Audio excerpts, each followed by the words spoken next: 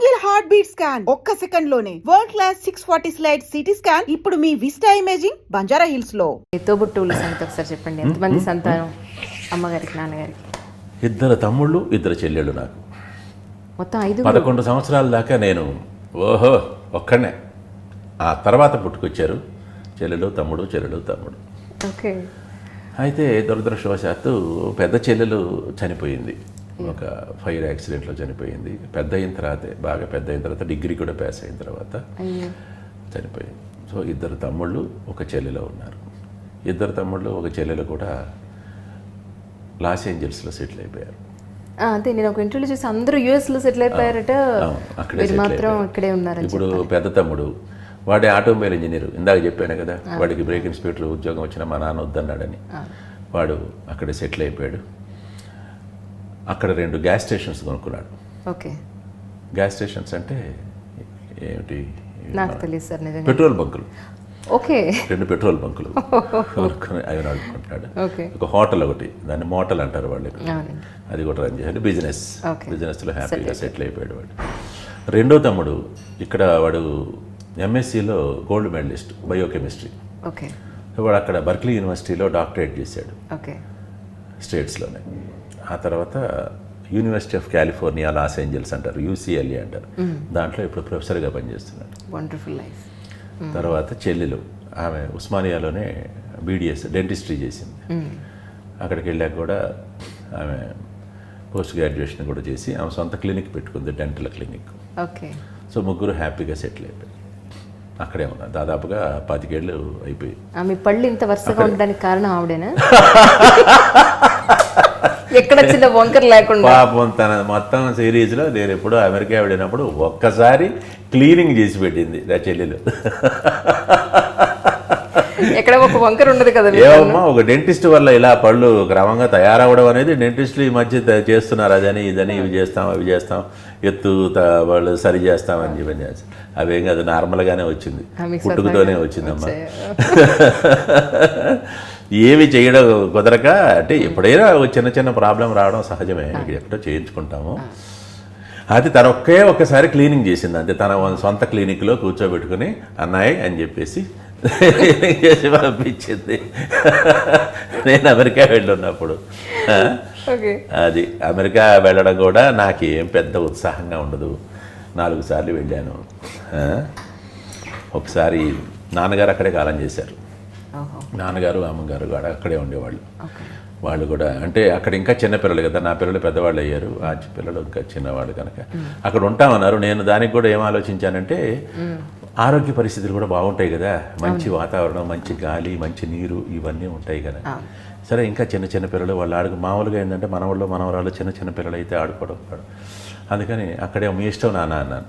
మీ ఇష్టం, అక్కడైనా ఉండండి, ఇక్కడైనా ఉండండి, అక్కడైనా ఉండండి అన్నాను. సో ఆయన కూడా అనేవాడు, ఎక్కడ ఉన్నా ఎంతకాలం ఉన్నా కానీ పోవడం మాత్రం ఇక్కడికి వచ్చి పోతాను అనేవాడు ఆయన. కానీ బ్యాడ్ లక్ ఏంటంటే అక్కడే చనిపోయారు ఆయన. అక్కడే చనిపోయారు. అందరూ అక్కడే ఉన్నారు కదా. అప్పుడు మా అబ్బాయి కూడా అక్కడే ఉన్నాడు. మా అబ్బాయి కూడా 9 సంవత్సరాలు అక్కడే ఉన్నాడు. తర్వాత నేనే బ్రతిమలాడి లాక్కొచ్చేసాను. నేనే వెళ్ళి ఆ కార్యక్రమాలను అక్కడే పూర్తి చేసి వచ్చానమాట. అమ్మను మాత్రం ఆమెకు పెద్ద హార్ట్ సర్జరీ జరిగింది. మా తమ్ముడి యూనివర్సిటీ ఆఫ్ కాలిఫోర్నియాలోనే పెద్ద హాస్పిటల్. ఆ తర్వాత అక్కడ కేర్ టేకింగ్ కొంచెం కష్టం, మనుషుల్ని పెట్టుకోవాలన్నా కానీ ఇబ్బంది అక్కడ. అందుకని నేనే తెచ్చేసుకున్నాను అక్కడే, గుంటూరు తెచ్చేసుకొని గుంటూరులోనే పెట్టుకున్నాను. ఒక 2 ఏళ్ళు 3 ఏళ్ళ తర్వాత ఇక ఒక 2 ఇయర్స్ బ్యాక్ చనిపోయింది. తను కూడా కాస్త ఇబ్బంది కింద పడి కాలు ఫ్రాక్చర్ అయ్యి ఇంకా అలాగే కోలుకోలేకపోయింది అనమాట. ఆమె కూడా కాలం చేసింది. అమ్మ నాన్న ఆ విధంగా అయ్యారు. మీకు సార్ ఎంతమంది పిల్లలు? నాకు 2, అమ్మాయి అబ్బాయి. వాళ్ళు ఎక్కడ ఉంటున్నారు? అమ్మాయి డిగ్రీ పాస్ అయింది, హౌస్ వైఫ్గా ఉంది. అల్లుడు అసిస్టెంట్ ఇంజనీరు. 2 మనవాళ్ళు, వాళ్ళు విజయవాడలో ఉంటారు. అబ్బాయి ఆయన 9 ఏళ్ళు అమెరికాలో ఉండి అక్కడ చాలా జాబ్స్ చేసి ఎంఎస్సి కూడా పాస్ అయ్యి ఆ తర్వాత నేనే బతిమలాడాను. ఎందుకంటే తమ్ముళ్ళు చెల్లెలు అందరూ అక్కడే ఉన్నారు. మా నాన్న కూడా, నాన్న నువ్వు కూడా అంటే ఉంటే అట్రా వచ్చి ఇండియాలో ఉండు, నీ ఇష్టం ఏదో పని చేసుకో, జాబ్ చేసుకో, మంచి జాబ్స్ కూడా వస్తాయి, కానీ జాబ్ చేయను అన్నాడు. నేను ఏదో ఓన్గా బతుకుతాను, నేను ఏదో ఇంటర్నెట్ అవన్నీ షాప్ అవన్నీ పెట్టుకుంటాను. నీ ఇష్టం పెట్టుకో, ఎలాగైనా ఉంటుంది. ఇప్పుడు హ్యాపీగా మనవరాలు మనవడు లైవ్ హాయిగా ఒక మనవడు మనవరాలు ఇక్కడ వీకెండ్స్లో ఆడుకుంటారు, వాళ్ళు గుంటూరులో ఉంటారు, గుంటూరులో సెటిల్ అయిపోయారు. సో 4 రోజులు ఖాళీ ఉంటే వెంటనే పరిగెత్తాను. గుంటూరు విజయవాడ మధ్య తిరుగుతూ ఉంటా, తాత తాత అని పిలుస్తుంటారు. హ్యాపీగా కాసేపు అవి వింటుంటేనే చాలు, సంతోషం సంతృప్తి. మళ్ళీ బయలుదేరి వచ్చేస్తాను, నా డ్యూటీకి నేను వచ్చేస్తాను. మీ మనవాళ్ళు చూసారండి మీ సినిమాలు అన్నది? చూస్తూనే ఉంటారు, ఏమంటూ ఉంటారు? రెగ్యులర్గా చూస్తూనే ఉంటారు, సరదాగా అప్పుడప్పుడు నవ్వుతూ ఉంటారు, బాగా ఎంజాయ్ చేశాను తాత అంటుంటారు. వాళ్ళు happy, they are proud of their తాత. ఓకే. ఒక మాట అడగరా మీరేమనుకోకపోతే, అంటే రాయలసీమ కదా, ఏమన్నా ఫ్యాక్షనిజం ఏమన్నా అప్పుడు చేశారా? ముక్కుకి ఏమన్నా దెబ్బ తగిలిందా మీకు? ఇక్కడ దెబ్బ తగిలింది. ఫ్యాక్షనిజం వల్ల ఏం వచ్చింది కాదు అది. ఫ్యాక్షనిజము సందర్భం వచ్చింది కనుక చెప్తున్నాను, కానీ చిన్న చిన్న మాట పట్టింపులు, ఏదైనా మాట పట్టింపులు అన్ని చోట్ల ఉండేవి. ఆ మాట పట్టింపుల వల్ల ఏంటంటే ఒక కుటుంబానికి ఇంకో కుటుంబానికి విరోధం రావడం, ఆ విరోధం వచ్చిన తర్వాత వీళ్ళ వాళ్ళు వాళ్ళ వాళ్ళు వీళ్ళ వాళ్ళు వాళ్ళ వాళ్ళని వ్యతిరేకం రావడం, అది ఒక గ్రూపు ఇదొక గ్రూపు లాగా అనిపించడం, దానికి ఒక ఫ్యాక్షన్ అనే ఒక ముద్ర వేసి ఒక స్టాంప్ వేసి పెట్టారు. కానీ అంత మంచి వాళ్ళు ఈ ప్రపంచంలో లేరు.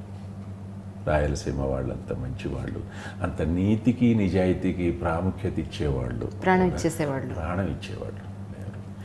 మా నాన్నగారు పనిచేశారు అక్కడ, పోలీస్ ఆఫీసర్గా పనిచేశారు. ఆయన పైసా లంచం తీసుకునేవాడు కాదు. ఆయన అంటే ఎంతో గౌరవం వాళ్ళకి, అసలు ఆయన జోలికి వచ్చేవాళ్ళు కాదు. నాటకాలు చేస్తున్నారంటే వాళ్ళ దగ్గరికి వెళ్తారు, కానీ కనుక మంచికి ప్రాణం ఇస్తారు వాళ్ళు. ఏదన్నా చెడ్డు అంటే తీయడానికి కూడా వెనకాడు. కానీ ఇదే వృత్తి కాదు వాళ్ళకి, ఇదే పని కాదు. ఓ చిన్న మాట పట్టింపు, ఇవాళ మీకు లేకపోతే మన కుటుంబంలో ఎవరికోనో లేకపోతే మన స్నేహితులు ఎవరికైనా మాట పట్టింపు అంతే, దూరం అయిపోతాం, మాట్లాడుకోం. 16 ఏళ్ళైంది మేము మాట్లాడుకొని అని కూడా అంటుండగా వింటుంటాం మనం. ఇవి సహజం అంతే. కాకపోతే అక్కడ ఏమిటంటే ఇవి కొద్దిగా ఎక్కువ వేసి ఆ తెగింపు, ఆ తెగువ అవి ఎక్కువ, ఆ సాహసం, ఆ ఆలోచన అవి ఎక్కువ. అందుకనే అప్పుడప్పుడు వాళ్ళని వీళ్ళు వీళ్ళని వాళ్ళు చంపుకోవడం. అయితే కొన్ని ఇవన్నీ ఏంటంటే ఒక ఆవేశంతోనో దాంతో జరిగాయి, కానీ అంతకంటే మించి ఏం కాదు. వాటికి ఏంటంటే చక్కగా భూతత్వంలో పెట్టి దాన్ని అలా చూపిస్తూ ఉంటారనమాట. ఎందుకంటే అనేక మంది సినిమాలతో కూడా లాభపడ్డారు, ఈ ఫ్యాక్షన్ బ్యాక్గ్రౌండ్గా తీసుకొని సినిమాలు తీసుకొని వాళ్ళు కూడా బాగుపడ్డారు. దీంట్లో మళ్ళీ ఇంకొకటి ఉంది, అది కూడా నా స్వార్థం చెబుతున్నాం. మొత్తం ఫ్యాక్షనిస్ట్ సినిమా తీసిన ప్రతివాడు ఆ ఫ్యాక్షనిస్ట్ వేషాలు రెడ్లనే పెట్టుకుంటారు. రెడ్లు మాత్రమే కాదు, అందరూ ఉన్నారు, ఆవేశపురులు అందరూ ఉన్నారు, మనుషులు అందరూ ఉన్నారు.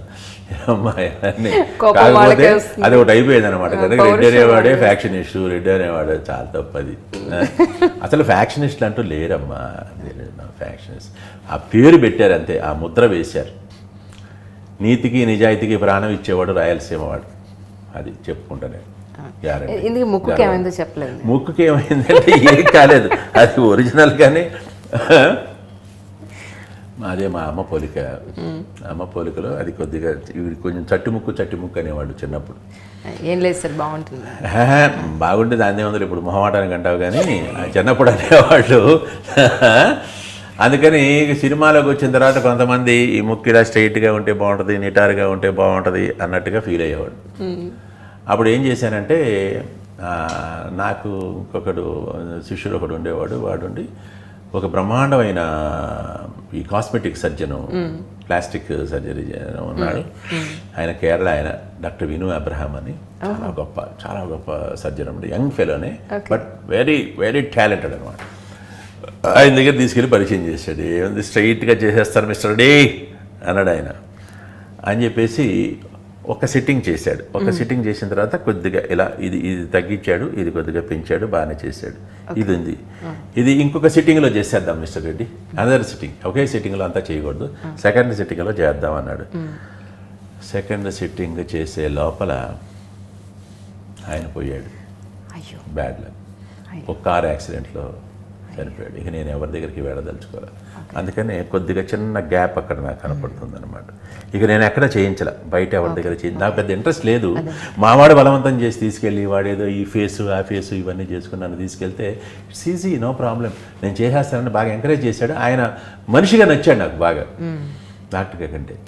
సరే నేను వెళ్ళాను. అసలు ఇంకొక చిన్న షాకింగ్ ఏమిటంటే ఆ సర్జరీ జరిగింది కదా, ఆ సర్జరీ జరిగినప్పుడు 2 days బాగా నేను దాంట్లోనే ఉన్నాను. వెళ్ళినప్పుడు గౌన్ అది వేసి స్ట్రెచర్ మీద పడుకోబెట్టి తోసుకెళ్తారు. తోసుకెళ్ళిన తర్వాత అనస్థిస్ట్ వాడు ఇది ఇస్తుంటాడు. ఇచ్చే ముందు 1 minute అన్నాను. ఏంటి మత్తిస్తున్నావా? 1 minute అన్నాను. డాక్టర్ గారు ఉన్నారు, అనస్థిస్ట్, ఇంకో సిస్టరు ఎవరో ఉన్నారు కదా. All the best doctor, God bless you అన్న. పెట్టుకున్నాను. ఏమో అది కూడా నా స్వార్థమే కదా. ఆల్ ది బెస్ట్ అంటే నాకు బాగుంటుంది, బాగా చేస్తాడు. ఆయనకి ఆల్ ది బెస్ట్ చెప్తే షాక్ అనమాట. ఇంతవరకు ఆయనకి ఏ పేషెంట్ కూడా ఆల్ ది బెస్ట్ చెప్పినవాడు దాదాపుగా ఆయనకే కాదు, ఏ డాక్టర్ కూడా పేషెంట్ ఆల్ ది బెస్ట్ చెప్పడం అనేది జరిగి ఉండదు. నేను చెప్పా, అదొక స్పెషాలిటీ అనమాట. బిఫోర్ గోయింగ్ టు సర్జరీ ఆ తర్వాత చేశాడు. తర్వాత వచ్చిన తర్వాత ఓకే చాలా బాగా జరిగింది. ఇంకో చిన్న ఆ గ్యాప్ అది ఫిలప్ చేసేస్తాను నేను. బట్ అది ఆరాలి, ఒక 6 months గ్యాప్ ఉండాలి. ఆ 6 months తర్వాత నేను చేస్తాను. ఆ 6 months తర్వాత నేను కాస్త అటు రావడం, చెన్నై నుంచి మళ్ళీ ఇంటికి వచ్చేద్దాం అనుకోవడం. ఇప్పుడు చెన్నైలో ఉండేవాడిని, చెన్నైలోనే ఆయన ఆ డాక్టర్ గారు ఉండేవాడు. ఏదో సంథింగ్ హ్యాపెండ్. ఒక సంవత్సరం అయ్యేటప్పటికి ఆయన ఒకసారి ఆ కేరళ ఆయన అక్కడి నుంచి కారులో వస్తూ యాక్సిడెంట్లో చనిపోయారనే వార్త విని చాలా షాక్ అయ్యాను. ఇంకా ఆ తర్వాత దాని మీద ఇంట్రెస్ట్ పోయింది. ఉంటుంది ఉందిలే అని చెప్పేసి వదిలేశాను నేను. కనుక దానికి ఫ్యాక్షన్కి ఏమి సంబంధం లేదమ్మా. ఫ్యాక్షన్ వాళ్ళ ఎవరో ప్రత్యర్థులు నా ముక్కు పగలగొట్టారని చెప్పడానికి నువ్వు ప్రయత్నిస్తున్నావు. అదేమి లేదు, అదే ఆటోమేటిక్గా ఉన్నదే. ఇంతకీ మీ మానస పుత్రుడో మానస పుత్రికో ఎలా ఉంది చెప్పండి ఫస్ట్. దాని గురించి చెప్పండి. బ్రహ్మాండంగా ఉందమ్మా, చాలా ఇష్టం నాకు. ఇప్పుడు నువ్వు మానసపుత్రుడు అన్నారంటే మరి కొంతమంది అర్థమవుతుందో కాదో తెలియదు. అది ఆయన రాశాడు బాక్స్ ఆఫీసులో అలెగ్జాండర్ గురించి రాశాడు. అలెగ్జాండర్ అనేది ఇప్పుడు నువ్వు ఐ డ్రీమ్ అన్నట్టుగా అది నా డ్రీమ్ ప్రాజెక్ట్. దాదాపుగా వాళ్ళ 18 కదా, 13 2013 2011 అమ్మ. ఆ ప్రాంతాల్లో ఆశీష్ విద్యార్థి అని ఒక ఆర్టిస్ట్ ఉన్నాడు. మనకి చాలా వేషాలు వేసాడు. ఇప్పుడు మామూలుగా ఏంటంటే ఆర్టిస్టులు అంటే ఏమిటంటే నేను ఆయనతో పలానా సినిమాలు యాక్ట్ చేశానండి, పలానా సీరియల్ యాక్ట్ చేశానని అని చెప్తారు. ఇప్పుడు నువ్వేమంటావంటే నేను ఆయన్ని ఇంటర్వ్యూ చేశానండి అంటుంటావు. ఎవరిని పేరు చెప్పిరా గారు.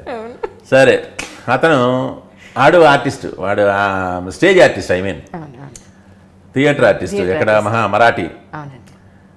అది ఏదో ఒక మాట్లాడుతూ నేను థియేటర్ అనగానే థియేటర్ కలిసి మాట్లాడుకుంటున్నట్టుగా మాట్లాడుతుంటే నేను ఒక 1 man షో చేశాను 50 minutes అన్నాడు.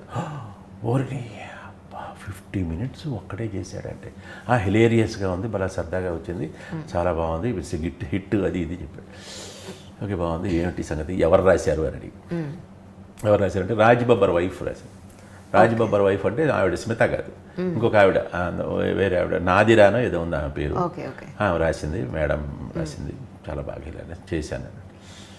ఓరి బాగా. సరే మళ్ళీ 2వ రోజు కలిశాడు. ఒక పని చేయస్తా, నువ్వు మరాఠీలో హిందీ ఆడుతున్నావు కదా, నేను తెలుగులో మాత్రమే ఆడుకుంటా, only in Andhra Pradesh, Telugu translate చేసుకుంటాను, నాకు కాస్త పర్మిషన్ ఇప్పించు అన్నాడు. మేడంకా మిలాతాహు అన్నాడు. మిలాతాహు అంటాడు. 2 సినిమాలైనవి 3 సినిమాలైనవి కలుస్తూనే ఉన్నాడు. మధ్యలో ఆజ్ మిలాతా అన్నా. మేడం అది హై ఇది హై అనేవాడు. ఊరిని దొంపదేగా వీడికి ఇట్లా అంటున్నాడు కనుక ఇప్పుడు యాక్చువల్గా ఇప్పుడు దీనికి ఇంకొక వెనక్కి కావాలంటే ఒక 44 సంవత్సరాల అనుబంధం నాకు పూసల గారికి. పూసల వీర వెంకటేశ్వరరావు ఆయన పేరు, కానీ అందరికీ పాపులర్ పూసల. ఇక్కడే ఉంటారా సార్ ఆయన? ఇక్కడ లేరు, అక్కడ ఉన్నారు. ఇప్పుడు గుంటూరులో ఉన్నారు. 2 ఏళ్ళు అయింది. అయ్యో సారీ సార్, మీరు చెప్పడం ఇలా అంటే చేశారు. అక్కడ ఉన్నారు అంటే అది అక్కడ ఇది పైకేగా చూపించింది. ఇలా వెళ్ళిపోయాడు ఆయన తొందరపడి. ఏం చేయను, నా బ్యాడ్ లక్. అంటే నాకంటే పెద్దవాడే, అయినా తొందరపడి వెళ్ళిపోయాడు. ఎంతో ఉత్సాహం ఉన్నవాడు, ఎంతో ఎనర్జీ ఉన్నవాడు, ఎంతో స్కిల్ ఉన్నవాడు, అద్భుతమైన రచయిత, అద్భుతమైన నాటకాలు రాశాడు. అన్ని నాటకాలు పెద్ద హిట్లే. అట్లాగే సినిమాలు కూడా ఒక 50 సినిమాలకు సంభాషణలు రాశాడు. అడిషనల్ మన ఇది లేబర్ కమిషనర్గా కూడా రిటైర్ అయ్యాడు. ఓకే. ఇది బాగా మంచి స్నేహం అనమాట మాకు. ప్రతిరోజు కలిసేవాడు. రోజు సాయంత్రం అన్ని పనులు చూసుకొని 7:00, 7:30, 8:00 వచ్చేవాడు.